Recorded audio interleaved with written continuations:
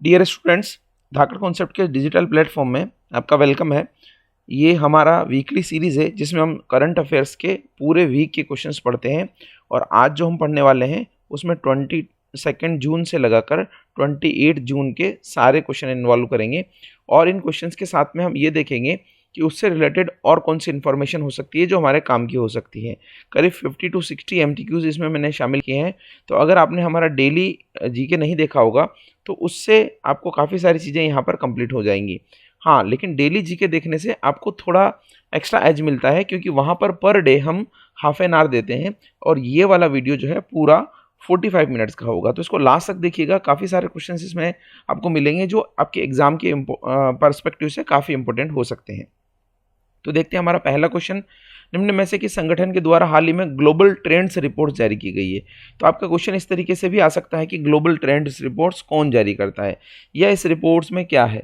तो ये जो रिपोर्ट जारी की गई है ये जारी की गई है UNHCR के द्वारा। ये आपका जो ऑप्शन नंबर है सेकेंड वाला, इसके द्वारा। अब आप देखिए ये दोनों ऑप्शन सिमिलर हैं और दोनों ही अलग अलग ऑर्गेनाइजेशन हैं। जो मैं सेकेंड ऑप्शन की बात कर रहा हूँ UNHCR के द्वारा, इसको बोलते हैं हम United Nations high commissioner for refugees. तो यूनाइटेड नेशन का एक ऑर्गेनाइजेशन है, एक कार्यालय है जिसको हम हाई कमिश्नर ऑफ रिफ्यूजीज़ बोलते हैं।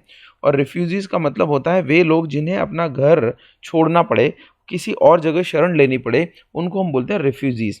1950 में इसकी स्थापना हुई थी, जेनेवा में इसका हेडक्वार्टर है। और इसने ये रिपोर्ट जारी की है अभी। इसने क्या बोला है कि अभी करीब करीब 80 मिलियन लोग जो हैं रिफ्यूजी बने हैं और उनको अपना घर बार छोड़ना पड़ा है। और उसमें से जो 2/3 पॉपुलेशन है वो 2/3 पॉपुलेशन तो 5 कंट्री के अंदर है, Syria, Venezuela, south Sudan, Myanmar और अफगानिस्तान। तो ये काफ़ी एक सोचनीय स्थिति है जहाँ पर इतने सारे लोगों को अपना घर छोड़ना पड़ा है, चाहे वो इनर कॉन्फ्लिक्ट हो, चाहे वो रेस का कॉन्फ्लिक्ट हो, चाहे वो कास्ट का कॉन्फ्लिक्ट हो, चाहे रिलीजन का कॉन्फ्लिक्ट हो। इन सारे के कारण ये सारी चीज़ें हो रही हैं। और अभी जो चीज़ें हैं ना, इसमें अवेयरनेस फैलाना और इन चीज़ों को रोकना बहुत इंपॉर्टेंट हो गया है। इसीलिए एक हमारा यूनाइटेड नेशन का रिफ्यूजी डे भी मनाया जाता है जिसको हम वर्ल्ड रिफ्यूजी डे बोलते हैं। और वो 20 जून को मनाया जाता है। 20 जून को वर्ल्ड रिफ्यूजी डे भी सेलिब्रेट किया जाता है। इसके अलावा ये जो UNHRC है ना, इसको हम बोलते हैं United Nations human rights council. और ये जो ह्यूमन राइट्स काउंसिल है, मानव अधिकार परिषद है, ये परिषद की स्थापना 2006 में हुई है। इसका हेडक्वार्टर भी जिनेवा में है और इसमें 47 मेंबर हैं जो संयुक्त राष्ट्र की जो महासभा है उसी में से चुने जाते हैं। भारत भी HRC का एक मेंबर है। तो ठीक है दोस्तों, आगे बढ़ते हैं अगले क्वेश्चन की तरफ। देखिए ये मैंने योगा डे का भी लिखा है कि योगा डे भी 21 जून को मनाया जाता है वर्ल्ड रिफ्यूजी डे के साथ में। वर्ल्ड रिफ्यूजी डे 20 को मनाया जाता है, योगा डे 21 को मनाया जाता है। यहाँ की ये थीम है yoga at home and yoga with family. और 15 तारीख के बाद ये जितने भी दिवस हुए हैं उनके बारे में मैंने लिखा है। तो 19 जून को मनाया जाता है वर्ल्ड सिकल सेल दिवस, जो एक हमारे खून से रिलेटेड RBC से रिलेटेड एक बीमारी होती है। 17 जून को मनाया जाता है world day to combat desertification and drought. ये मनाया जाता है जिसकी थीम जो है food, feed and fibre, sustainable production and consumption, ये इसकी थीम रखी गई है। तो ये जो है इस तरीके से मनाया जाता है। नेक्स्ट की अगर हम बात करें, जस्ट अ मिनट, हाँ नेक्स्ट क्वेश्चन की अगर हम बात करें तो अगला क्वेश्चन है हमारा कि which of the following person has been appointed as the chairman of national institute of public finance and policy. तो इसका आंसर होगा उर्जित पटेल, जो हमारे RBI के 24वें गवर्नर थे। उनको इस संस्था का प्रमुख बना दिया गया और ये संस्था जो है नीति निर्माण का काम करती है। नेक्स्ट लिखिएगा, निम्न में से किस राज्य ने हाल में प्राइमरी और प्री प्राइमरी के लिए ऑनलाइन क्लासेस बंद करने का निर्णय लिया है। तो देखिए ये इसका आंसर तो मध्य प्रदेश है, लेकिन पहले कर्नाटक ने भी ऐसा डिसीजन लिया हुआ है जिसने पहली से 5वीं क्लास के लिए इस तरीके की क्लासेस को बंद करने का निर्णय लिया था, जिसमें ये बोला गया है कि स्टूडेंट के लिए जो स्क्रीन टाइम होता है वो 1 घंटे से ज़्यादा नहीं होना चाहिए, जबकि ऑनलाइन क्लासेस में ये बहुत ज़्यादा होता है, इसलिए इन्होंने बंद कर दी है। नेक्स्ट की अगर हम बात करें, निम्न में से किस रेलवे स्टेशन पर यात्रियों की सूचनाओं का परीक्षण किए परीक्षण बिना छुए किए जाने की सुविधा लॉन्च की गई है। तो ये जो है ये स्टेशन है आपका नागपुर। इसमें क्या किया गया है, यहाँ पर आपको देखिए इस तरीके की मशीन लगाई गई है जिसको हमने आत्मा बोला है। आत्मा का फुल फॉर्म यहाँ दिया है automated ticket checking and managing access. तो ये जो आत्मा का पूरा नाम है, और ये क्या कर रही है, ये सिर्फ टिकट चेक नहीं कर रही है, body temperature, face mask, ticket, ID card इस तरीके से कर रही है। ये जो मशीन आपको दिख रही है, इसके एक तरफ एक व्यक्ति खड़ा हो जाता है जिसको टिकट चेक करवाना है, और यहाँ पर वो अपना आईडी कार्ड और बॉडी टेम्परेचर चेक करवा लेता है, और सामने जो ये रेलवे के कर्मचारी हैं उनको कॉन्टेक्ट लेस जो है यहाँ पर चीज़ें दिख जाती है। तो इसके दूसरे साइड में वो है, इसके एक साइड में ये है, तो इसको हमने आत्मा नाम दिया, ATMA, automatic ticket checking and managing access. और अभी रेलवे से रिलेटेड और अगर हम खबर की बात करें तो अभी हाल ही में आपको पता होगा कि हमने डबल डेकर जो है मालगाड़ी, इलेक्ट्रिक मालगाड़ी चलाई है। दूसरा, हमने 12,000 हॉर्स पावर का एक इंजन बनाया था जो मालगाड़ी को खींचने में काम आ सकता है, उसको हमने WAG-12B नाम दिया है, और ये फ्रांस की एक कंपनी है ऑलस्टॉम, इसके सहयोग से बनाया गया है। दूसरा, अभी हाल ही में जो रेलवे के लिए एक ट्रैक बन रहा है कानपुर टू मुगल सराय के बीच में 417 किलोमीटर का, उसमें DFCCIL जो कंपनी है उसको बनाने के लिए उसने क्या किया है, एक चाइनीज़ कंपनी का ठेका था उसमें, उसको बाहर कर दिया है। 470 करोड़ की ये कंपनी का ठेका था, तो उसको बाहर कर दिया है। तो ये सारी चीज़ें जो है आपका है। दूसरा, एक हुबली की अगर बात करें तो हुबली में क्या है कि सबसे लंबा वहाँ पर रेलवे स्टेशन बनाया गया है। सबसे लंबा रेलवे स्टेशन, करीब 1400 मीटर रेलवे स्टेशन बनाया गया है। और ये जो मैं हॉर्स पावर की बात कर रहा था 12,000 का, ये मधेपुरा में बनाया गया डिब्बा। नेक्स्ट, अगर हम बात करें, निम्न में से कौन सा देश RIC संगठन में शामिल नहीं है जिसकी एक वर्चुअल मीटिंग जो है 23 जून को होने वाली है। तो ये मीटिंग हो गई है, ये क्वेश्चन मैंने 23 जून से लिया था, और ये देश है आपका जापान। तो यह RIC का मतलब है रशिया, इंडिया और चाइना। तो इसकी वर्चुअल मीटिंग हुई है, विदेश मंत्रियों का एक सम्मेलन हुआ है जिसमें हमारे यहाँ से एस जयशंकर ने भाग लिया, चाइना की तरफ से वांग यी ने भाग लिया है, और रशिया की तरफ से सरगेव लावरोव जो है वहाँ के विदेश मंत्री है। तो इन तीनों लोगों ने ये भाग लिया। और RIC एक संगठन है जो बहुत इंपॉर्टेंट है क्योंकि 3 बड़े देश हैं इसमें, और ब्रिक्स जो है आप देखें इसमें तो ब्रिक्स का ही एक छोटा रूप है ये। तो ब्रिक्स में जो RIC है उसमें से ये 3 संगठन, ये 3 देश यहाँ पर शामिल हैं। अभी इंडिया और चाइना का जो टेंशन चल रहा है उसमें भी ये इम्पोर्टेंट मीटिंग कही जा रही थी। छठे नंबर की अगर हम बात करें, कौन सी कंपनी पहली कंपनी है जिसने 11 लाख करोड़ का बाजार पूंजीकरण हासिल किया है। तो बाजार पूंजीकरण या मार्केट कैप या एम कैप का मतलब है कि उसके शेयरों की जो कीमत है बाजार में, उसके टोटल नंबर ऑफ शेयर से मल्टीप्लाई करें तो सबसे ज़्यादा कीमत बनेगी। मान लीजिए किसी कंपनी के 5 लाख शेयर हैं और वो कंपनी का एक शेयर जो है 1,000 रुपये का, तो इसको हम बोलते हैं टोटल को बाजार पूंजीकरण। तो इसने भी रिलायंस इंडस्ट्रीज ने हासिल किया है 11 लाख करोड़ का बाजार पूंजीकरण। और रिलायंस से रिलेटेड एक और चीज़ जो है आपका भी मैं बता दूं कि रिलायंस ने हाल ही में जियो में 25% शेयर बेचकर करीब 1.15 लाख का पैसा जुटाया है, और साथ ही साथ रिलायंस इंडस्ट्रीज़ के राइट इशू से अपने शेयर बेचकर 53,000 करोड़ और चुकाया है। इसको मिलाकर इसने करीब 1,65,000 के करीब पैसे जुटा लिए हैं, और इसका कर्जा भी जो है इतना ही है। तो डेफ्ट फ्री हो गई है रिलायंस हाल ही में। और ये रिलायंस इंडस्ट्री का मार्केट कैप का चार्ट है, देखिए आपको यहाँ पर ये 11 लाख करोड़ तक पहुँच गया है। दूसरा मैंने यहाँ पर दिया है कि रिलायंस इंडस्ट्री का जो मार्केट कैप है उसके बाद में टाटा है, फिर HDFC है, फिर हिंदुस्तान लीवर जो है वो आपकी कंपनी बनती है यहाँ पर, और फिर उसके बाद में HDFC बैंक, HDFC ग्रुप है, HDFC बैंक जो है वो पहले है, फिर HDFC बाद में है। तो ये कंपनीज जो हैं ये आपकी बनती है यहाँ पर। ठीक है दोस्तों, चलिए अगले क्वेश्चन की तरफ बढ़ें। A stands for ADIP। ADIP में A किसके लिए स्टैंड करता है, तो देखिए यहाँ पर मैंने इसका A का फुल फॉर्म यहाँ पर लिखा है, पूरा ही फुल फॉर्म लिखा है यहाँ पर। असिस्टेंस, A का क्या मीनिंग है, assistance to disabled person for purchasing fitting of aids appliances scheme 2017। तो ये जो स्कीम है ये इसमें असिस्टेंस इसका नाम है, और ये क्या कर रही है, जितने भी दिव्यांग लोग हैं उनको अपने लाइफ सेफ्टी के लिए या जीने के लिए जो प्रोडक्ट होते हैं उनको खरीदने के लिए ये स्कीम है। ये ADIP जो है 2017 में लॉन्च की गई थी, लेकिन अभी इसमें ये चालू किया गया है कि इसको आप ऑनलाइन भी इसको खरीद सकते हैं, और ये हमारे social justice and empowerment ministry के द्वारा लॉन्च की गई है। और ये जो है थावरचंद गहलोत जो है इसके मंत्री हैं।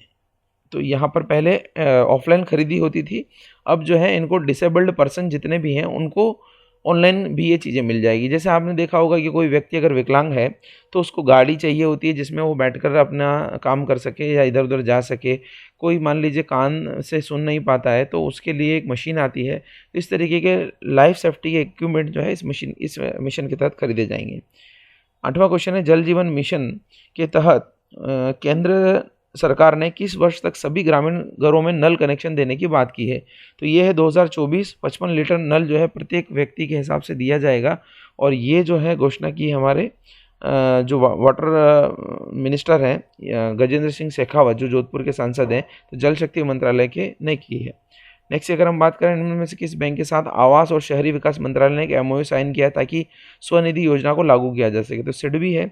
सिडबी ने अभी हाल ही में इसके लिए साइन किया है ताकि स्वनिधि योजना को लागू किया जा सके, जिसके तहत जो भारत की एक योजना है जिसमें हमने बोला है, इस तरीके से नाम लिखा जाता है, street vendors Atmanirbhar Nidhi. Street vendor Atmanirbhar Nidhi में 10,000 रुपये का लोन उनको दिया जाएगा 1 साल के लिए, 1 साल में चुका सकते हैं वो। तो उसको लागू करने के लिए ये चीज़ें बोली जा रही हैं कि सिडबी जो है इस योजना को लागू करेगा। नेक्स्ट अगर हम बात करें, सिपरी के अनुसार ईयर बुक निकालता है, सिपरी ईयर बुक 2020 के अनुसार निम्न में से किस देश के साथ सबसे ज़्यादा परमाणु हथियार है? तो रशिया के पास सबसे ज़्यादा हथियार है, फिर यूएसए है और फिर चाइना है, और इंडिया तो 5th नंबर पर है। इवन पाकिस्तान के भी हमसे ज़्यादा है। तो अब देखिए ये लिस्ट यहाँ पर दी गई है। सबसे ज़्यादा हथियार जो है ये इसके पास है 6,500, और अमेरिका के पास इतने हैं। फिर आपका चाइना आता है। चाइना वैसे फ्रांस में ये बता रहे हैं फ्रांस के ज़्यादा है 3rd नंबर पर, बाकी फिर 4थे नंबर पर चाइना है। और इंडिया पाकिस्तान में जो है पाकिस्तान के देखिए ज़्यादा है, तो सिपरी ने निकाली थी। सिपरी एक ऑर्गेनाइजेशन है जो इसने ये भी बताया है कि यहाँ पर अभी ये जो वेपन्स हैं ये कम होते जा रहे हैं। कम होते जाने का मतलब है कि टोटल तो ये कम होते जा रहे हैं, लेकिन अगर हम बात करें इनकी आधुनिक टेक्नोलॉजी की तो वो बढ़ते जा रहे हैं। तो इन्होंने एक वर्ड भी यूज़ किया है, इसको हमने बोला है कि fewer but never, fewer but newer. तो नए होते जा रहे हैं लेकिन कम होते जा रहे हैं। नेक्स्ट अगर हम बात करें अगले क्वेश्चन की तरफ, तो ये किताब है और बहुत इंपॉर्टेंट बुक है, आपके एग्जाम में आ सकती है। किसने इस किताब को लिखा है? तो इस किताब के राइटर हैं अमीश त्रिपाठी, जो एक फॉर्मर बैंकर हैं और उन्होंने काफ़ी किताबें लिखी है माइथोलॉजी पर। ये बुक्स के कुछ बारे में मैंने लिखा है कि ये कौन कौन सी बुक है, किसके द्वारा लिखी गई है। तो ये इसकी नई किताब आ रही है काजुओ इशिगुरो की, जिनको 2017 में नोबेल मिला था, यूके के राइटर हैं ये। इनको 2019 में नोबेल पुरस्कार मिला था, इनको 2018 में नोबेल पुरस्कार मिला था। दीनयार पटेल ने नौरोजी के ऊपर ये बुक लिखी है। जेके रोलिंग हैरी पॉटर सीरीज़ लिखती है, जिन्होंने इका बुक नाम की एक बुक लिखी है। तो ये कई सारी बुक्स जो हैं अभी आ रही हैं, आ चुकी हैं, आपके लिए इंपॉर्टेंट हो सकती हैं। अगले क्वेश्चन की तरफ बढ़ते हैं। किस बैंक ने हाल में कोरोना महामारी के लिए स्वास्थ्य बीमा कवर देना शुरू किया है? तो कौन सा ऐसा बैंक है जिसने ये बोला है कि वो कोरोना महामारी के कारण जो अनसर्टेनिटी हुई है उसमें हम स्वास्थ्य बीमा देंगे? तो ये कर्नाटक बैंक है आपका। और कर्नाटक बैंक ने बोला है कि 399 रुपये में हम ये बीमा देंगे अपने ग्राहकों को, जिसमें करीब 3 लाख रुपए तक का बीमा मिलेगा अगर आप जो है अस्पताल में भर्ती हो जाते हैं कोरोना महामारी के कारण। ठीक है, नेक्स्ट क्वेश्चन की तरफ बढ़ते हैं। हाल में से किस देश ने 5,161 वस्तुओं को टैरिफ में 97% की छूट दी है? चीन ने किसको दी है? तो ये बांग्लादेश ने दी है। बांग्लादेश से जितनी भी चीज़ें इतनी निर्यात होगी, ये 5,161 प्लस पुरानी भी चीज़ें हैं, तो ये मिलाकर करीब 8,265 आइटम हो गए। इन 8,265 आइटम को बांग्लादेश से अगर चाइना में निर्यात किया जाएगा तो वहाँ पर टैरिफ कम लगेगा, यानी वहाँ टैक्स कम लगेगा, तो चीज़ें सस्ती होगी और बांग्लादेश को प्रमोशन मिलेगा। बांग्लादेश की अगर बात करूँ तो मैं ढाका वहाँ की कैपिटल है, ढाका।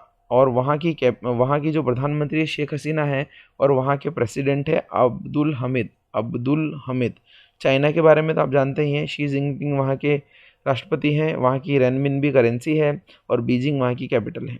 नेक्स्ट क्वेश्चन के बारे में बात करें, देखिए ये बांग्लादेश है और ये है चाइना। तो ये चाइना है यहाँ पर, और चाइना और बांग्लादेश की जो बाउंड्री है उसमें ही हमारा ये छोटा सा रास्ता निकलता है। नहीं तो बांग्लादेश और नेपाल मिल जाते, और नेपाल अगर मिल जाता तो चाइना भी जो है यहाँ की अप्रोच हो जाती।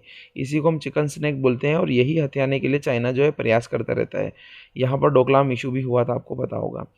तो ये और म्यांमार पर भी अभी इन्फ्लुएंस बढ़ा रहा है चाइना। तो चाइना हमारे पड़ोसियों को घेरने की रणनीति अपना रहा है, बांग्लादेश, ये नेपाल, भूटान।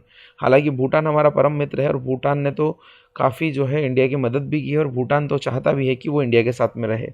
लेकिन हमें अपने पड़ोसियों को ध्यान रखना है अगर, तो हमें उनसे रिलेटेड कई सारे कामों को ध्यान रखना पड़ेगा। ऐसा नहीं है कि सिर्फ हम ज़रूरत के समय ही उनके पास जाएं, उनकी मदद भी हमें करनी होती है। नेक्स्ट क्वेश्चन की अगर हम बात करें, निम्न में से किस मंत्रालय के द्वारा सत्यभामा पोर्टल जो है लॉन्च किया गया है? तो ये सत्यभामा पोर्टल जो है मिनिस्ट्री ऑफ माइंस के द्वारा लॉन्च किया गया है। प्रहलाद जोशी इसके मिनिस्टर हैं।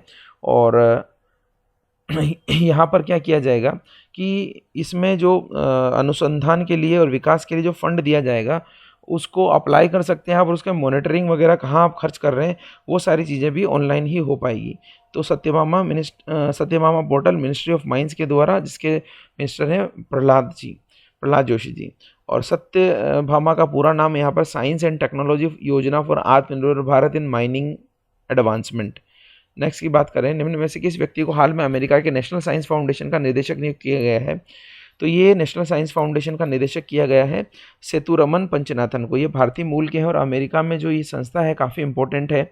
और ये संस्था जो है नॉन मेडिकल फील्ड में क्या करती है, साइंस एंड इंजीनियरिंग के क्षेत्र में रिसर्च का काम करती है। तो इनको अभी हाल ही में अपॉइंट किया गया है यूनाइटेड नेशन की सेनेट के द्वारा। नेक्स्ट में बात करें किस देश के द्वारा हाल में गेटवे लूनर ऑर्बिट आउटपोस्ट की स्थापना की जा रही थी? तो अमेरिका है। चांद जो है, ये चांद है मान लीजिए, तो इसके चारों तरफ जो है एक पोस्ट स्थापित की जाएगी, जो पोस्ट घूमने का काम करेगी, चारों तरफ घूमती रहेगी और वहाँ पर एक तरीके से अस्थायी क्वार्टर का काम करेगी।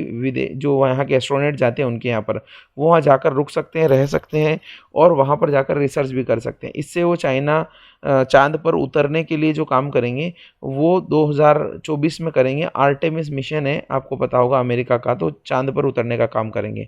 बाद में ये जो आउटपोस्ट है ये यहाँ से मंगल ग्रह पर जाने का भी काम करेगी, तो मंगल ग्रह के लिए भी एक ठिकाने का काम करेगी। तो ये काम किया जा रहा है यूएसए के द्वारा।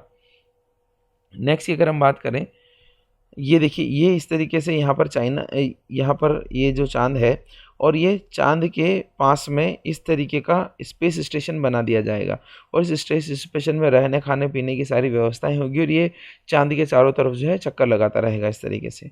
नेक्स्ट की हम बात करें, अच्छा इससे नासा के बारे में थोड़ा डिटेल देख लीजिए। इसका एस्टेब्लिशमेंट कब हुआ, हेडक्वार्टर कहाँ है, हेड कौन है और इसका लॉन्च सेंटर कहाँ पर है? कैनेडी स्पेस सेंटर फ्लोरिडा में है। तो ये नासा से रिलेटेड कुछ इन्फॉर्मेशन है। निम्न में से किस राज्य में जगन्नाथ रथ यात्रा आयोजित होती है जिसे हाल में सुप्रीम कोर्ट ने अनुमति दे दी है? तो पहले मना कर दिया था, अब अनुमति दे दी है और ये है उड़ीसा में। जगन्नाथपुरी की रथ यात्रा काफ़ी वर्ल्ड फेमस है। जगन्नाथ जो है भगवान कृष्ण के रूप हैं और यहाँ इनके साथ में जगन्नाथ के साथ में और जो भगवान हैं उनकी भी रथ यात्रा निकाली जाती है, जिसमें इनकी बहन सुभद्रा और इनके भाई बलभद्र भी होते हैं और ये लकड़ी के बने रथ होते हैं, जिसमें हम यहाँ देख सकते हैं इस तरीके से भीड़ भी काफ़ी जुटती है। हालांकि अभी तो भीड़ जुटने से मना किया था। लकड़ी की मूर्तियाँ, लकड़ी के रथ जो है यहाँ पर निकाले जाते हैं, तो बड़ी फेमस जो है यात्रा होती है। यहाँ उड़ीसा के बारे में कुछ चीज़ें मैंने लिखी हैं। CM, governor, capital, national park, Konark का सन टेम्पल वहाँ बहुत फेमस है। गाहिर माता बीच जहाँ पर ओलियोलिली टर्टल भी आते हैं और दूसरी बायोडाइवर्सिटी भी बहुत है, वो वहाँ पर फेमस है। चिल्का लेक वहाँ पर है।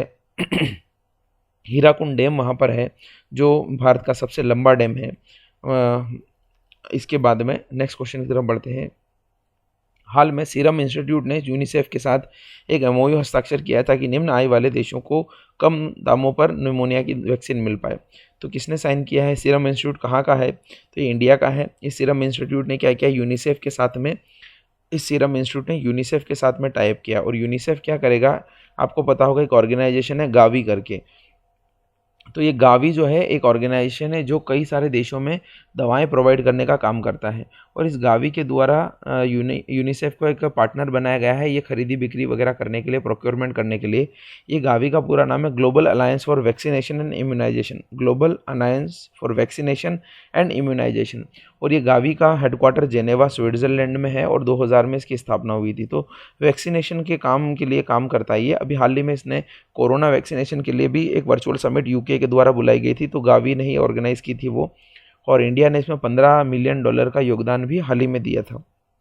तो सीरम इंस्टीट्यूट ने यूनिसेफ के साथ में टाइप किया है ताकि ये वैक्सीनेशन जो है इजी या सस्ते दामों पर दिया जाए। निमोनिया से काफ़ी सारी मौतें होती है वर्ल्ड में बच्चों की, तो उसको रोका जा सकेगा। नेक्स्ट, ये यूनिसेफ जो है इसका पूरा नाम है United nation children fund. Headquarter है न्यूयॉर्क में, इस्टेब्लिशमेंट 1946 में हुआ है और इसके हेड जो है हेनरिटा एच फोरे हैं। नेक्स्ट की अगर हम बात करें, खेल मंत्रालय के द्वारा हाल में जिला स्तर पर कितने खेल इंडिया सेंटर की स्थापना की जानी है जिसमें पूर्व विजेताओं को कोच के रूप में रोजगार दिया जाएगा? तो 1000 सेंटर बनाए जाएंगे, ऑलमोस्ट काफ़ी सारे डिस्ट्रिक्ट और उससे भी नीचे के लेवल पे सेंटर बनाए जाएंगे। तो गेम्स को प्रमोट करना तो है ही, साथ ही पास्ट जो चैंपियंस हैं उनको रोजगार देना भी है, ताकि एक मोटिवेशन आए लोगों में कि वो खेल को करियर के रूप में चुन पाए। ऐसा ना हो कि कुछ खेलने के बाद में, चैंपियन बनने के बाद में वो बेरोजगारी और मुफलिसी में अपने दिन गुजारे। तो ये खेलो इंडिया योजना के तहत है। इस खेलो इंडिया योजना का एक्चुअली मेन पर्पज़ तो ये है कि 1000 प्लेयर ये चूज़ करेंगे हर साल, जिनको 5 लाख रुपए दिए जाएंगे प्रति वर्ष, और ये 8 साल तक दिए जाएंगे। ये मेन खेलो इंडिया योजना है। बाकी ये छोटी छोटी स्कीम्स है, जैसे 1000 सेंटर ये हैं। इसके अलावा अभी हाल ही में बोला गया था कि 8 सेंटर जो है सेंटर ऑफ स्टेट एक्सीलेंस बनाए जाएंगे, और ये सेंटर ऑफ स्टेट एक्सीलेंस 8 राज्यों में बनाने की अनुमति भी दे दी है, तो वो भी है।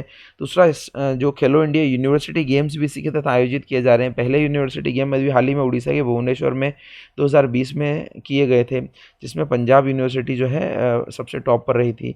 इसके अलावा खेलो इंडिया यूथ गेम्स भी आयोजित किए जाते हैं। 2020 में तीसरा एडिशन इसका आयोजित किया गया था, जो गुवाहाटी आसाम में आयोजित किया गया था,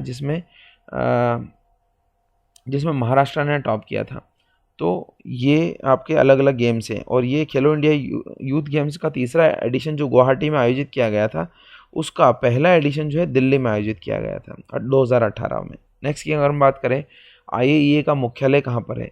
तो IAEA क्या है? इंटरनेशनल एटॉमिक एनर्जी एजेंसी है, जो विभिन्न देशों में परमाणु हथियारों के शांतिपूर्ण उपयोग के लिए सर्विलेंस का काम करती है कि शांतिपूर्ण रूप से उसका उपयोग हो रहा है कि नहीं हो रहा है। कहीं परमाणु एनरिचमेंट का काम परमाणु हथियार बनाने के लिए तो नहीं किया जा रहा है।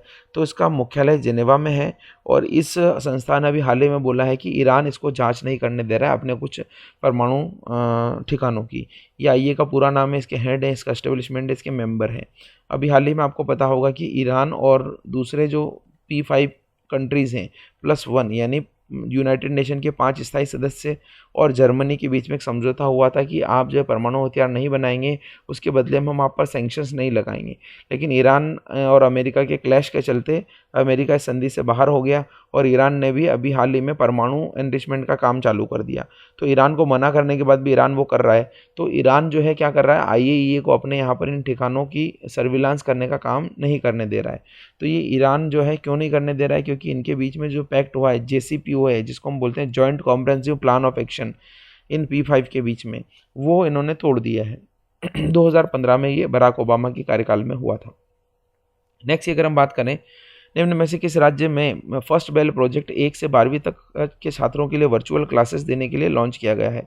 तो ये लॉन्च किया गया है फर्स्ट बेल प्रोजेक्ट केरला के द्वारा। इसमें काफ़ी वृहद लेवल पर ये काम किया जाएगा, जिसमें टीवी के माध्यम से, DTH के माध्यम से, केबल नेटवर्क के माध्यम से, इंटरनेट के माध्यम से कई सारे लोगों को ये क्लासेस दी जाएंगी। और ये इसके लिए डेडिकेटेडली एक चैनल ही बनाया गया है, जिसको इन्होंने बोला है काइट विक्टर्स ऐसे नाम दिया है इसको। ये भारत का पहला डेडिकेटेडली एजुकेशन के लिए बनाया गया चैनल है। हालांकि ये बनाया तो पहले गया था, लेकिन अभी इसको काम में लिया जा रहा है। तो नेक्स्ट की अगर हम बात करें, केरला इसका आंसर है, ध्यान रखिएगा। नेक्स्ट की अगर हम बात करें, अच्छा केरला के बारे में थोड़ी डिटेल मैंने लिखी है। राजधानी, CM आरिफ मोहम्मद यहाँ के गवर्नर हैं। मुल्ला पेरियार डैम यहाँ पर बहुत चर्चा में रहता है, ध्यान रखिएगा, इदुक्की डिस्ट्रिक्ट में है।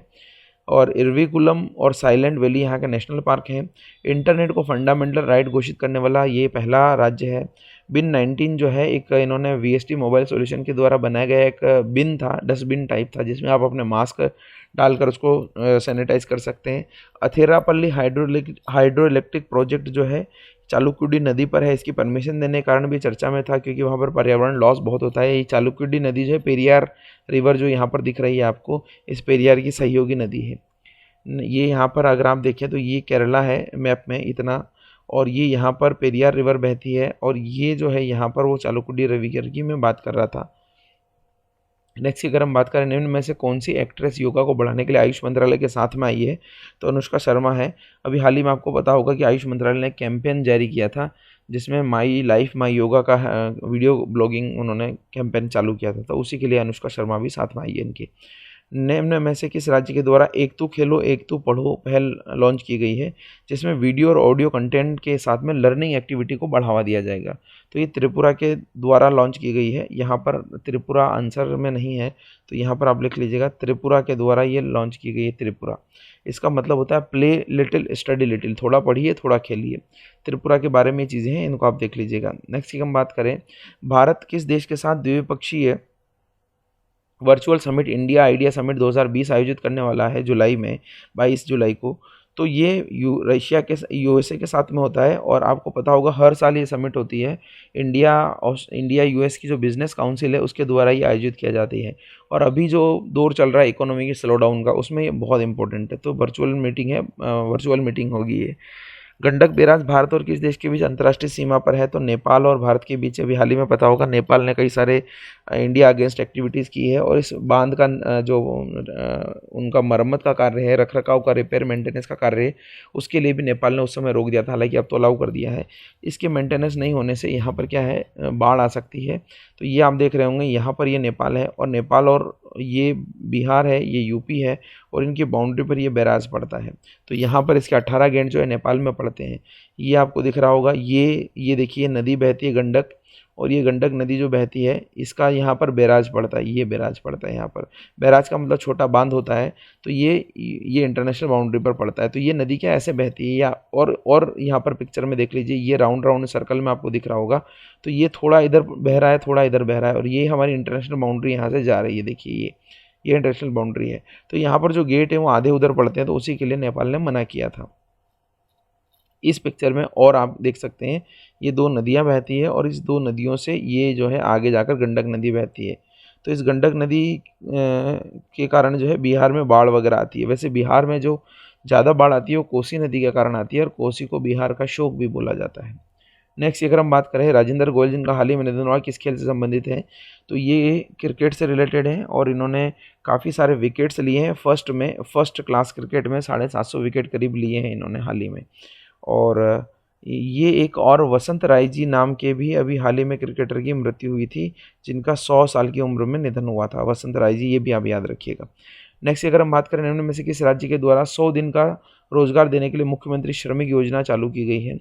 तो ये चालू की गई है झारखंड के द्वारा। शहरी मजदूरों को रोजगार देने के लिए मनरेगा की तर्ज पर ये योजना चालू की गई है, अकुशल मजदूर जो शहरों में उनके लिए। ये झारखंड से रिलेटेड कुछ इन्फॉर्मेशन है, ये आप देख लीजिएगा। नेक्स्ट की अगर हम बात करें, निम्न में से किस दिन को यूनाइटेड नेशन लोक सेवा दिवस मनाया जाता है? तो यूनाइटेड नेशन का लोक सेवा दिवस यानी पब्लिक सर्विस डे मनाया जाता है 23 जून को। वैसे भारत में भी ये दिवस मनाया जाता है 21 अप्रैल को, जिसको हम भारत का लोक सेवा दिवस बोलते हैं, लेकिन वर्ल्ड में मनाया जाता है 23 जून को। इसका थीम इस बार रखी गई है एक्शन टुडे इम्पैक्ट टुमारो। चलिए नेक्स्ट की बात करें। वैसे मैं आपको बता दूं 23 जून को और भी मनाया जाता है, जैसे Olympic day, international Olympic day भी मनाया जाता है, और एक इंटरनेशनल विडो डे भी मनाया जाता है, विधवाओं के लिए जो है दिवस भी मनाया जाता है। तो ये दिवस भी 23 जून को ही मनाए जाते हैं। जैसे 21 जून को अगर हम बात करें तो 21 जून को मनाया जाता है विश्व योगा दिवस, और विश्व योगा दिवस के साथ में म्यूजिक डे और हाइड्रोग्राफी डे भी मनाया जाता है। और 20 को तो मैंने बताया था वर्ल्ड रिफ्यूजी डे भी मनाया जाता है। तो अलग अलग दिवस हैं, ये मनाए जाते हैं। H1B वीज़ा किस देश ने स्थगित कर दिया? तो यूएसए ने स्थगित कर दिया है दिसंबर 2020 तक। इससे बाहर के जो भारत के या कहीं देशों के लोग जो वहाँ पर जाते थे काम के लिए, वो नहीं जा पाएंगे। और H1B वीज़ा, वैसे तो कई सारे वीज़ा उन्होंने रद्द किए हैं। H1 है, H2 है, J1 है, L1 है। ये मैंने करंट अफेयर्स की क्लास में बताया भी था क्यों अलग अलग जारी किए जाते हैं। अभी आप बस इतना समझिएगा कि H1B वीज़ा जो है भारतीयों को सबसे ज़्यादा मिलता है। जितने भी वीज़ा जारी किए जाते हैं उसमें 70% तो भारतीयों को मिलता है, इसलिए ये बहुत इंपॉर्टेंट है। और अभी यहाँ पर डोनाल्ड ट्रंप ने अमेरिकों की जो नौकरियाँ बचाने के लिए किया है, वो चाहते हैं कि अमेरिका को नौकरियां मिले, पहले अमेरिका के लोगों को नौकरियां मिले, बाहर के देशों को न मिले, इसलिए इन्होंने रद्द कर दिया है। अगले क्वेश्चन की अगर हम बात करें, किस संगठन के द्वारा डिकार्बनाइजिंग ट्रांसपोर्ट इन इंडिया परियोजना जो है 24 जून से लॉन्च की गई है? तो ये नीति आयोग है। नीति आयोग ने भारतीय रोड पर किस तरीके से कार्बन को कम किया जा सके, कार्बन उत्सर्जन को कम किया जा सके, उसके लिए योजना लागू की जा रही है। और ये योजना जो है इंटरनेशनल ट्रांसपोर्ट फोरम जो है ऑर्गेनाइजेशन, उसके सहयोग से ये लागू की जा रही है, जिसका इसका हेडक्वार्टर पेरिस में है, और 2006 में इसकी स्थापना हुई है। और 60 मेंबर इसमें जो हर साल इसकी मीटिंग में भाग लेते हैं। अभी इस साल इसकी मीटिंग होने वाली थी जैसे लिपजिग में। ये लिपजिग जो है जर्मनी में है, लेकिन अभी कोरोना के कारण नहीं हो पाई है। नेक्स्ट अगर हम बात करें नीति आयोग के बारे में ब्रीफ इन्फॉर्मेशन मैंने दी है, तो ये आप पढ़ लीजिएगा। नेक्स्ट अगर हम बात करते हैं इंडिया का थिंक टैंक है नीति आयोग, तो वो उसके लिए काम करता है। किस संगठन ने आईपीओ की प्रक्रिया शुरू कर दी है, जो भारत का सबसे बड़ा आईपीओ हो सकता है? तो आपको पता है कि ये सरकार जो है प्राइवेटाइजेशन के लिए काम कर रही है, तो अभी एलआईसी का भी प्राइवेटाइजेशन किया जा रहा है। तो एलआईसी के शेयर मार्केट में पहली बार बेचे जाएंगे, उसी को हम बोलते हैं आईपीओ, इनिशियल पब्लिक ऑफर। ये आईपीओ जो है सेबी में इस कंपनी को लिस्ट किया जाएगा, सेबी के द्वारा लिस्ट किया जाएगा। हमारे भारत के जो मार्केट हैं बीएसई और एनएसई, बॉम्बे स्टॉक एक्सचेंज और नेशनल स्टॉक एक्सचेंज में लिस्ट किया जाएगा, और सेबी ये पूरी प्रक्रिया को देखता है। सेबी यहाँ पर रेगुलेटर है। एक बार लिस्ट होने के बाद इसके शेयरों की खरीदी बिक्री जो है आसानी से हो पाएगी। तो एलआईसी के बारे में थोड़ी इन्फॉर्मेशन है, आप देख लीजिएगा। इसको थोड़ा हम ऊपर कर देते हैं। ज़िंदगी के साथ भी, ज़िंदगी के बाद भी, योगक्षेम वहामय और एलआईसी का लोगो और टाइटल है, तो ये आप ध्यान रखिएगा। एलआईसी के बारे में और थोड़ी बहुत अगर मैं बात करूं, तो एलआईसी के जो चेयरमैन हैं उनका नाम एमआर जयकुमार है, और एलआईसी की टैगलाइन तो आपने देख ही ली है। एलआईसी का हेडक्वार्टर जो है मुंबई में है। नेक्स्ट अगर हम बात करें, उनमें से किस राज्य ने इंदिरा रसोई योजना की शुरुआत की ताकि गरीबों को कम दाम पर भोजन दिया जा सके? तो ये योजना जो है राजस्थान के द्वारा जारी की गई है, और अन्नपूर्णा रसोई योजना की जगह ये एक योजना बनाई गई है। ये राजस्थान के बारे में कुछ इंपॉर्टेंट चीज़ें मैंने लिखी है।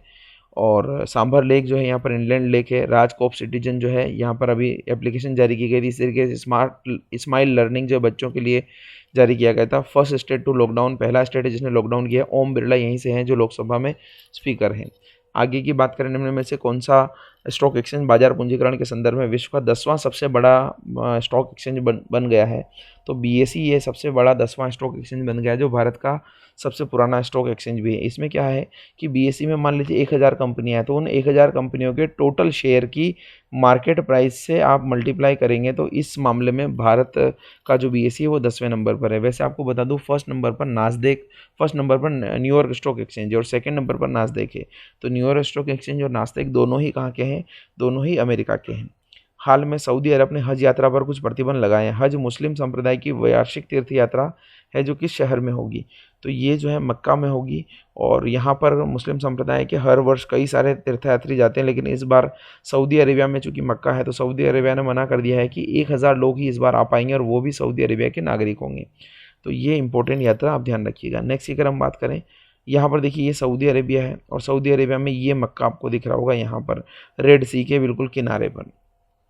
और मदीना जो है ये शहर है, ये भी काफ़ी इम्पोर्टेंट शहर है।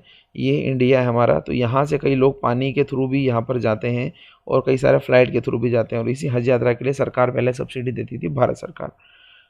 नेक्स्ट क्वेश्चन की अगर बात करें, हाल में जीईएम यानी आपका गवर्नमेंट ई मार्केट प्लेस ने विक्रेताओं को अपने सभी उत्पादों को यहाँ पर दर्ज करने के लिए मूल देश यानी कंट्री ऑफ ओरिजिन का बताने के लिए अनिवार्य कर दिया है। तो ये इसलिए किया है कि पता चल पाए कि कौन सी जो प्रोडक्ट है वो भारत में बन रही है, कौन सा प्रोडक्ट जो है बाहर बन रहा है। इससे क्या होगा, इनको एक फ़िल्टर लगाने के लिए बोला है कि इंडिया के जो हैं वो फ़िल्टर से आसानी से आ जाए। एक बटन लगाइए जिससे पता लग जाए कि इंडिया के कौन से उत्पाद हैं। साथ ही साथ यहाँ पर यह भी बोला है कि इसमें कितना कंटेंट जो है विदेशी और कितना कंटेंट जो है भारत का इसको बनाने के लिए यूज़ किया है, उसके बारे में भी यहाँ पर बताना ज़रूरी हो गया। ये गवर्नमेंट ई मार्केट प्लेस क्या है? गवर्नमेंट के लिए चीज़ों को खरीदारी करने के लिए एक पोर्टल है। जैसे आप अमेज़ोन से करते हैं, वैसे ही गवर्नमेंट ई मार्केट प्लेस जो है सरकारी कार्यालय, बहुत सारे सरकारी कार्यालय हैं, वहाँ से इनको खरीदना है तो यहाँ पर इनको कई सारी चीज़ें मिल जाती हैं जो कम दामों में रजिस्टर्ड की जाती हैं, क्योंकि कंपटीशन है ना, मैं कम दाम में करूँगा तो मेरा बिकेगा, उसी तरीके से है। भ्रष्टाचार को ख़त्म करने के लिए बहुत बड़ा इनिशिएटिव है, क्योंकि भ्रष्टाचार होता है अगर सरकारी डिपार्टमेंट बाहर से खरीदारी करते हैं और अपने मनमाने हिसाब से बिल बना लेते हैं। तो गवर्नमेंट ई मार्केट प्लेस उसी को ख़त्म करने के लिए एक इनिशिएटिव है जो सरकार ने 2016 में किया था। ये कॉमर्स मिनिस्ट्री के अधीन है। कॉमर्स मिनिस्ट्री चौथा ऑप्शन आपका है, पीयूष गोयल के अधीन। और अभी हाल ही में अमेज़ोन, पेटीएम, फ्लिपकार्ट, इनको भी बोला गया है कि आप भी जो प्राइवेट प्लेयर हैं अपने यहाँ पर ये सारे ऑप्शन करिए, कंट्री ऑफ ओरिजिन और कंटेंट का और फिल्टर का। ठीक है, चलिए नेक्स्ट अगर हम बात करें, यहाँ पर निम्न में से किस कंपनी ने हाल में कोरोना की दवा फेबीफ्लू लॉन्च की है? तो फेबीफ्लू ग्लेनमार्क ने लॉन्च की है, ध्यान रखिएगा। और ये सिप्ला ने सिप्रेमी जो है एक दवा लॉन्च की है, दोनों ही एंटीबायोटिक है। पतंजलि ने भी आपको बता होगा कोरोनिल, स्वाश्रयी और अणु तेल का एक पूरा कोरोना किट जो है लॉन्च किया था, जिस पर अभी हाल ही में प्रतिबंध भी लगाया दिया गया था। नेक्स्ट अगर हम बात करें निम्न में से किस देश ने तोनोशिरो द्वीप का नाम बदलकर तोनोशिरो शेनकागु कर दिया है, तो ये जापान है। एक द्वीप है चाइना और जापान के बीच में, उसी के लिए लड़ाई झगड़े करते रहते हैं ये। तो ये जो रेड कलर में आपको दिख रहा है ये यहाँ पर ये द्वीप है, और ये द्वीपों की पूरी श्रृंखला एक्चुअली 7 किलोमीटर में फैला हुआ। और ये जो ओकिनावा आइलैंड है, और ये जो पूरे आइलैंड है आपको दिख रहा होगा कि ये 4 आइलैंड है यहाँ पर, होक्काइडो, होंशु, शिकोकू और यहाँ पर ओकिनावा। होक्काइडो, होंशु, शिकोकू और यहाँ पर क्यूशू, और क्यूशू के बाद में ये ओकिनावा यहाँ पर है।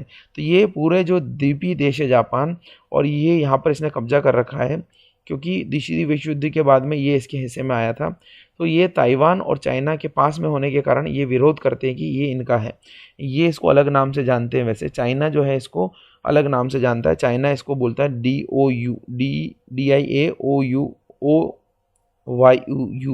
DIAOU के नाम से चाइना जानता है। इसी का नाम बदलकर जापान ने कर दिया। एक्चुअली जापान ने इस तरीके से करने से एक इंटरनेशनल, आप ये भी समझ सकते हैं जियो पॉलिटिक्स, कि जापान जो है चाइना को उलझाना चाह रहा है। यहाँ पर एक ये मूव भी हो सकता है क्योंकि इंडिया पर चाइना ने पूरा प्रेशर बना रखा है, और जापान और अमेरिका और इंडिया का एक संगठन है जिसको हम जय बोलते हैं। तो ये पॉलिटिक्स भी यहाँ पर चल रही है। हाल में किन 3 देशों ने भारत आने वाले 3 स्टील के उत्पादों पर एंटी डंपिंग ड्यूटी लगा दी है? तो ये है कौन? ये है भारत ने लगाई है, चाइना, वियतनाम और साउथ कोरिया। जापान इसमें शामिल नहीं है। इनसे जो भी स्टील प्रोडक्ट आएंगे उनके ऊपर इन्होंने क्या किया है, उनके ऊपर इन्होंने एंटी डंपिंग ड्यूटी लगा दी। एंटी डंपिंग ड्यूटी का मतलब होता है, देखिए डंपिंग का क्या मतलब होता है कि अगर मान लीजिए चाइना अपने देश में कोई चीज़ बेचता है 10 रुपये में, लेकिन भारत में वो 9 रुपये में बेचता है, तो इसका क्या मतलब हुआ कि अपने देश में बेचने से भी कम दाम में वो भारत में बेचता है। इसी को बोलते हैं डंप करना, और इस डंप करने से रोकने के लिए ही एंटी डंपिंग ड्यूटी लगाई जाती है। इस डंपिंग ड्यूटी में क्या होता है, टैक्स लगा दिया जाता है। तो जो माल आप 9 रुपये में बेच रहे हो, अब वो 9 रुपये में नहीं बेच पाओगे, तो एक लेवल प्लेइंग फील्ड हो जाएगा। जितना अपने देश में बेच रहे हो उतना भारत में बेचे तो कोई प्रॉब्लम नहीं, लेकिन भारत का मार्केट ख़राब करने के लिए, यहाँ के प्रोड्यूसर्स को आप ख़त्म करने के लिए सस्ता माल बेच रहे हैं, तो उसके ऊपर एंटी डंपिंग ड्यूटी लगाई जा सकती है। ये WTO का ही रूल है। नेक्स्ट अगर हम बात करें कि अंतरिक्ष एजेंसी को हाल में लिक्विड कूलिंग और हीटिंग गारमेंट का पेटेंट मिला है, तो इसरो है, ये अंतरिक्ष एजेंसी है। जो एस्ट्रोनॉट होंगे उनके लिए पोशाक बनेगी, और उसमें जो है ये गारमेंट काम आएगा ताकि उनको गर्म टेम्परेचर में ठंडा करे और ठंडे टेम्परेचर में गर्म कर पाए। 19 सीटों का राज्यसभा का चुनाव हाल ही में हुआ था। राज्यसभा के उपसभापति बोले जा रहे हैं, तो राज्यसभा के उपसभापति जो है हरिवंश नारायण सिंह है। ये यहाँ के सभापति जो हमारे उपराष्ट्रपति भी हैं, ये यहाँ में विपक्ष के नेता है और ये यहाँ पर सरकार के नेता हैं। तो ये सारी चीज़ें जो है यहाँ पर हैं। राज्यसभा का चुनाव कैसे होता है ये मैंने समझाया था, अभी इसको नहीं समझा पाएंगे आप, उस दिन का वीडियो आप देख लीजिएगा। ये वीडियो आपको 25 जून में मिल जाएगा। नेक्स्ट की अगर हम बात करें, नेक्स्ट है आपका युक्ति में आई किसके लिए है? तो युक्ति एक प्लेटफॉर्म है जिसका पूरा नाम है इनोवेशन यहाँ पर है, young India combating with knowledge, technology and innovation. तो इनोवेशन आई का पूरा नाम है। ये एक पोर्टल लॉन्च किया गया था पहले अप्रैल में 1.0 के नाम से, जिसमें कोविड-19 से लड़ने के कारण जितनी भी टेक्नोलॉजी है ना उसको डेवलप करना और आम जन को उसमें शामिल करना। अब 2.0 जो हायर एजुकेशन में बहुत सारे जो प्लेयर हैं, स्टूडेंट हैं, टीचर हैं, प्रोफेसर हैं, दूसरे जो हैं, उनके द्वारा कोई टेक्नोलॉजी तो है अगर उनके पास में, तो इस युक्ति प्लेटफॉर्म पर वो दर्ज कराइए, और उसका जो है मास लेवल पर अगर प्रोडक्शन करना होगा तो कोई अगर मान लीजिए उसमें इन्वेस्टर होगा तो उसको यहाँ पर बताया जाएगा ताकि दूसरे लोग भी इसका फ़ायदा उठा पाएँ। तो इसका यहाँ पर आंसर होगा इनोवेशन। ठीक है, नेक्स्ट अगर हम बात करें, निम्न में से किसे ब्रॉड मनी कहा जाता है? तो M3 और M4 को ब्रॉड मनी कहा जाता है, और ये ब्रॉड मनी होती है लेकिन लिक्विड सबसे कम होती है, लिक्विडिटी इनकी सबसे कम होती है। ये मैंने पूरा समझाया था। आप 26 जून का वीडियो देख लीजिएगा। आज थोड़ा मेरा स्वास्थ्य डाउन है, लेकिन मैंने ट्राई किया कि आपका वीडियो जो है रिकॉर्ड किया जाए ताकि आपका जो चेन चली आ रही है वो चेन ना टूटे। और पूरे वीक का वीडियो है, अगर डे का होता तो मैं स्किप भी कर देता, क्योंकि कई सारे लोग ऐसे होते हैं जो सिर्फ वीक का वीडियो देखते हैं, तो सारे दिन का वीडियो उनको मिल जाता है, पूरे वीक का देखने की ज़रूरत नहीं पड़ती है। नेक्स्ट की अगर हम बात करें, निम्न में से किस संगठन के द्वारा तुरंत कस्टम योजना को लागू किया गया है? तुरंत कस्टम योजना को CBIC के द्वारा लागू किया गया है, और ये तुरंत कस्टम योजना के तहत अभी हाल ही में उन्होंने QR बिलिंग का QR जो है ये बिल बनाया जाएगा, जिसमें एक्सपोर्टर को पेपरलेस काम हो जाएगा। तो ये कस्टम योजना क्या है? पूरी जो प्रोसेस है एक्सपोर्ट इंपोर्ट की, उस प्रोसेस को पूरा जो है पेपरलेस करना। सीबीआईसी क्या है? सीबीआईसी एक ऑर्गेनाइजेशन है जो इनडायरेक्ट टैक्सेस को कलेक्ट करने का काम करता है। इसका पूरा नाम है central board of indirect taxes and customs. तो ये एक ऑर्गेनाइजेशन है। आगे बढ़ते हैं। निम्न में से किस राज्य के द्वारा आने वाले 90 दिनों में हर परिवार का कोरोना टेस्ट किया जाएगा? तो तेलंगाना ने बोला है कि हर परिवार का एक कोरोना टेस्ट यहाँ पर ये कराएं, जिनमें 60 साल के ऊपर के लोग हैं उनका स्पेशल ध्यान रखा जाए, और 40 साल के कोई व्यक्ति है जिनको दूसरी बीमारियां हैं तो उनका भी स्पेसिफिक ध्यान रखा जाए। आंध्र प्रदेश के बारे में ये चीज़ें हैं, ये आप देख सकते हैं कि इन्होंने जगन्नाथ चेवड़ू योजना लॉन्च की थी, जिसमें 10,000 का लोन दिया जाएगा। जगन्नाथ विद्या दिवेना योजना स्कॉलरशिप के लिए की थी। दिशा पुलिस स्टेशन बनाया गया था सबसे पहले। आपको पता होगा कि एक रेप केस हुआ था आंध्र प्रदेश में, जहां पर उन्होंने इनकाउंटर भी पुलिस ने किया था, तो उसके बाद में दिशा पुलिस स्टेशन डेडिकेटेडली इसी की कार्रवाई के लिए पुलिस स्टेशन स्थापित किए जाने थे। ऑनलाइन वेस्ट मैनेजमेंट पूरा शुरू से लगाकर अंत तक पोर्टल पे सारा काम होगा। वेस्ट कहाँ से जनरेट हो रहा है, कहाँ जा रहा है, कहाँ डंप हो रहा है, कौन इसको खरीद रहा है, वैसा होगा पूरा। 3 कैपिटल भी यहाँ की प्रस्ताव है जो प्रसिद्ध था आंध्र प्रदेश का।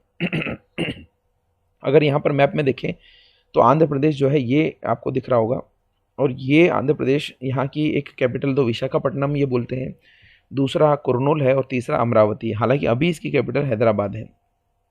नेक्स्ट अगर हम बात करें, निम्न में से किस शहर में भारत के बाहर पहला योग विश्वविद्यालय स्थापित किया गया है? तो ये लॉस एंजलिस है। इसको वायु नाम दिया गया है, और ये विवेकानंद जी के नाम पर इसका नाम दिया गया है, विवेकानंद योगा यूनिवर्सिटी। तो ये लॉस एंजलिस में स्थापित किया गया है। नेक्स्ट अगर हम बात करें, कौन सा देश अपने यहाँ पर चुनाव करने वाला पहला यूरोपियन कंट्री बन गया है? तो ये जो है सर्बिया है। सर्बिया ने हाल ही में अपने यहाँ पर चुनाव आयोजित कर दिए हैं। स्लोवानिया एक पहला कंट्री था जहाँ पर यूरोप का देश था जहाँ पर कोरोना मुक्ति मिली थी इनको। साउथ कोरिया भी एशिया का पहला देश था जहाँ पर चुनाव करवाए गए थे। तो ये अलग अलग फैक्ट हैं। यहाँ पर आप सर्बिया की पोजीशन देख सकते हैं। यूरोप में कई सारे ये कंट्री इसके आसपास हैं, बुल्गारिया, हंगरी और चेक रिपब्लिक वगैरह, ऑस्ट्रेलिया, ये सारे कंट्री हैं। कौन जीता इन चुनावों में? तो ये यहाँ पर डिटेल है आपकी कैपिटल करेंसी के बारे में। नेक्स्ट अगर हम बात करें, निम्न में से पाकिस्तान के किस शहर में कृष्ण मंदिर बनाया गया? तो इस्लामाबाद है, राजधानी है पाकिस्तान की करेंसी है रूपी, और वहाँ के प्राइम मिनिस्टर इमरान खान, जो प्रेसिडेंट है आरिफ अलवी। तो ये पाकिस्तान से रिलेटेड कुछ इन्फॉर्मेशन है। और इस्लामाबाद का ये पहला हिंदू मंदिर होगा जो स्थापित किया जा रहा है 10 करोड़ की लागत से, इसलिए चर्चा में है। नेक्स्ट अगर हम बात करें, शस्त्र व्यापार संधि में कौन सा देश शामिल होने की घोषणा की? तो चाइना है।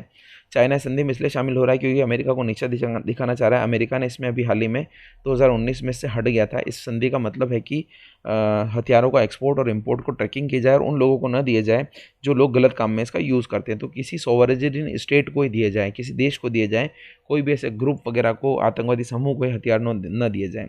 तो इसमें जो है चाइना शामिल होना जा रहा है, ताकि वो सोच रहा है कि वर्ल्ड कम्युनिटी पे इसका जो वैल्यू है वो बढ़े। इसको ATT बोलते हैं, आर्म्स ट्रेड ट्रीटी। 2014 में इसकी स्थापना की गई थी। 2014 में इसकी स्थापना की गई थी। ठीक है दोस्तों, तो चलिए आगे बढ़ते हैं नेक्स्ट क्वेश्चन की तरफ।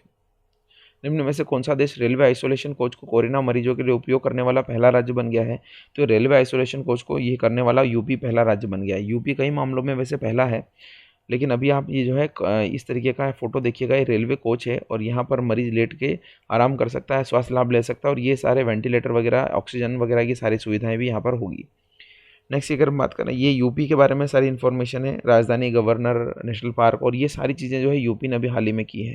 जैसे 800 किलोमीटर का हर्बल रोड बनाया है जिसके दोनों तरफ वृक्ष लगाए जाएंगे। टेराकोटा वहाँ का GI टैग मिला है। आयुष कवच कोविड एप्लीकेशन लॉन्च की है। मनरेगा में सबसे ज़्यादा उसने एम्प्लॉयमेंट दिया है। बाल श्रमिक विद्या योजना जो गरीबों और अनाथ और श्रमिकों के मजदूरों को जो है सपोर्ट दिया जाएगा ताकि वे अपना एजुकेशन कर पाएँ। 1 लाख बेड तैयार करने वाला पहला है। वर्चुअल कोर्ट वाला पहला है। और जियोटेक कम्युनिटी किचन जो है कोरोना काल में कई सारे लोगों को भोजन देने का काम किया था। कोविड हेल्प डेस्क जो है हर गवर्नमेंट इंस्टीट्यूशन में बनाने वाला भी ये पहला है। नेक्स्ट अगर हम बात करें, हाल में दल बदल विरोधी कानून किस राज्य द्वारा चर्चा में रहा था, किस राज्य सभा के चुनाव में चर्चा में रहा था? मणिपुर में रहा था। यहाँ पर कई लोगों ने दल बदल करके सीटें जो है बदल के चीज़ें कर ली थी, और यहाँ पर स्पीकर की जो भूमिका है विधानसभा स्पीकर की, वो भी संदिग्ध रही थी क्योंकि उन्होंने पहले तो सदस्यता नहीं उनकी निरस्त की थी, और बाद में जब उन्होंने पाला बदला तो सदस्यता निरस्त कर दी थी। पूरी अलग कहानी है, मैंने सुनाया भी था आपको, आप देख लीजिएगा, उस दिन का वीडियो है।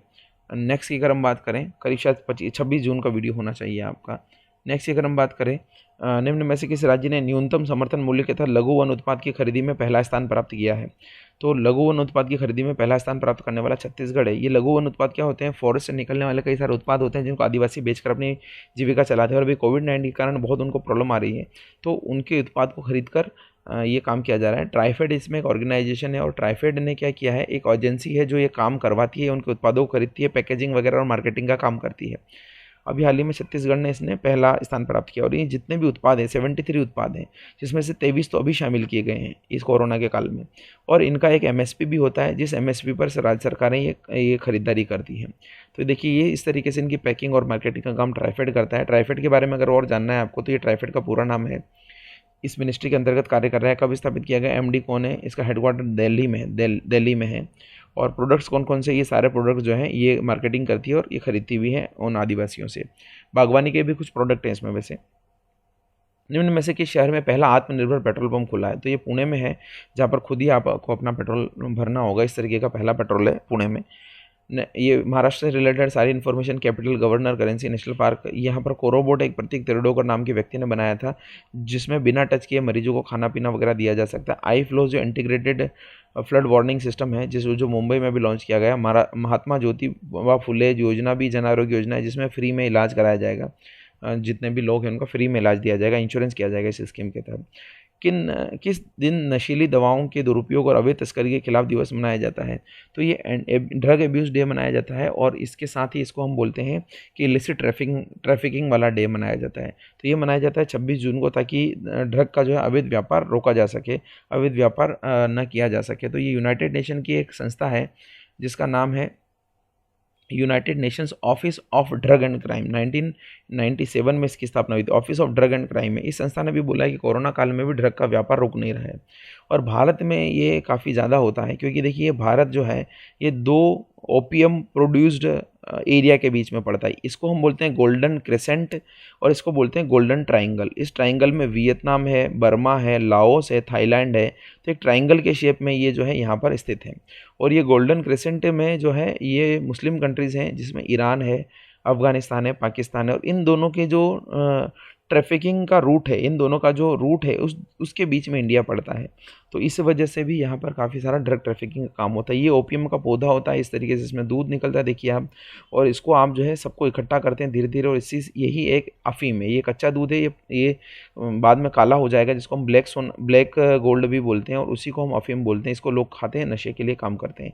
ये इसके खेत में इस तरीके से अलग अलग आपको दिख रहे हैं, इनको डोडा बोला जाता है, और एक एक से आपको दूध कलेक्ट किया जाता है। इसमें घूम के जो है आपको इसको चीरना पड़ता है पहले डोडे को, फिर बाद में दूध निकलता है, और अगले दिन इसको इकट्ठा करने का काम किया जाता है। ये कई सारे दिवस हैं, इनको आप खुद देख लीजिएगा। कई सारे अलग अलग दिवस मैंने बताए हैं, रेड कलर में उनकी थीम भी लिखी है, तो ये आपके लिए इंपॉर्टेंट हो सकते हैं। इसके बाद में सरकार ने हाल में घोषणा की है कि कोऑपरेटिव बैंक पर दोहरा नियंत्रण खत्म कर दिया जाएगा। तो रिजर्व बैंक और किसके द्वारा ये दोहरा नियंत्रण होता है? तो आरसीएस इसको बोलते हैं, रजिस्ट्रार ऑफ कोऑपरेटिव सोसाइटीज़। कोई भी कोऑपरेटिव सोसाइटी आप बनाते तो यहाँ पर आपको हर राज्य का रजिस्ट्रार होता है, वहाँ पर आपको रजिस्ट्रेशन करना पड़ता है। फिर बाद में अगर उसको बैंक बनाना है आपको, तो आरबीआई से भी लाइसेंस लेना पड़ता है। तो इनका ड्यूल नियंत्रण होता है। लेकिन अभी हाल ही में कुछ केसेस हुए हैं, जैसे पीसीएम का केस हुआ है, जिसमें आरबीआई ने रेस्ट्रिक्शन लगा रखे हैं, बैंक फेल हो गया है। पंजाब एंड महाराष्ट्र पीएमसी है, Punjab and Maharashtra cooperative bank. CKP है, ये भी इसका लाइसेंस रद्द कर दिया आरबीआई ने। तो इसके कारण इन पर नियंत्रण आरबीआई का ही केवल करने का बात बोली जा रही है। बीटीआईए क्या है? तो ये bilateral trade and investment agreement है, जो भारत जो है यूरोपियन यूनियन के साथ में करने का सोच रहा था, कि इंडिया और यूरोपियन यूनियन के बीच में आर्थिक भागीदारी को बढ़ावा दिया जा सके। यूरोपियन यूनियन जो है, देखिए ये स्पेसिफिक मैंने लिखा है कब स्थापित हुआ, कितने मेंबर है, कौन सी करेंसी है, कौन सी कैपिटल है। और ये जर्मनी की उर्सुला वॉन डेर जो है, ये यहाँ की पहली महिला इसकी प्रेसिडेंट है। ये इसका पूरा एरिया है, देखिए ये पूरा यूरोप को कवर करता है। अगर आप यूरोपियन यूनियन के साथ में टाई अप कर लेते हैं, तो इतने एरिया में आपको फ्री ट्रेड एग्रीमेंट एक्चुअली मिल जाएगा। आपकी चीज़ें जो है फ्री ट्रेड, यानी टैक्स नहीं लगेगा, और सस्ती चीज़ें यहाँ पर हो पाएगी। ये भी ब्रिटेन जो है बाहर हो गया था, इसको ब्रेग्जिट हमने नाम दिया था। अभी हाल ही में यूके के साथ में सेम समझौता वियतनाम ने किया, तो भारत भी इसको ट्राई कर रहा है कि करे।